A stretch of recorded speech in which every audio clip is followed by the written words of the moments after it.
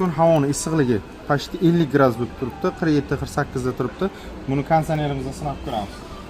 Birinchi issiqlikdan bu. Uzmaymiz betonni. Uzmasdan bitta ko'rsatib beramiz sizga. Yo'g'larni tushuntiramiz. Suv aylanishini ko'ring. Suv pastdan tortib, tepagacha aylantirib beradi. O'zi haydab beradi. 120 litrgacha suv ketadi. Pastda suv bachok. Bu yoqdan ochib ko'rishingiz mumkin. Suv bachok. Havoni bir xil bilan qilib beradi. Konsonlarga o'xshab quritib tashamaydi uyni, xudo xolasa.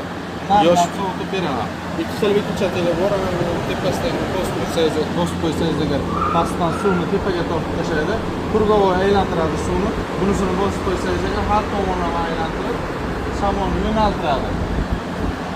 Уже 40 gradusdan yuqori endi 5 gradusga tushdi, 7 ga tushdi havasi.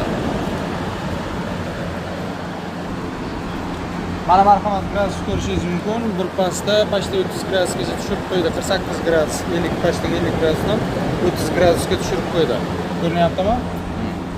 Suvni aylantirishni bir qator so'raylik. Pastdan sirkulyatsiya qilib, chiqarib, suvni atrofi bilan haydaydi. Kimga kerak bo'ladigan bo'lsa, agar Buxoro markaziy bozor darvozasining to'g'risi 18-magazindan bemalol kelib xarid qilishingiz mumkin. Soni cheklanmagan. Narxiga keladigan bo'lsa, agar 2 million so'm raqamga qarab 2 million. Raqam. Dastavkasi ichida qilib beramiz. Yurishni ham ko'rsatib beraman aka? Mana, yurishni ham ko'ring, esdan chiqib buni aytish. Temir balonlik bo'ladi. Balonchalarni ham ko'rsating, to'g'rizlarigacha bor. Katta ob'yomdagi joylarga juda ham qulay. Sovug'i ham zo'r.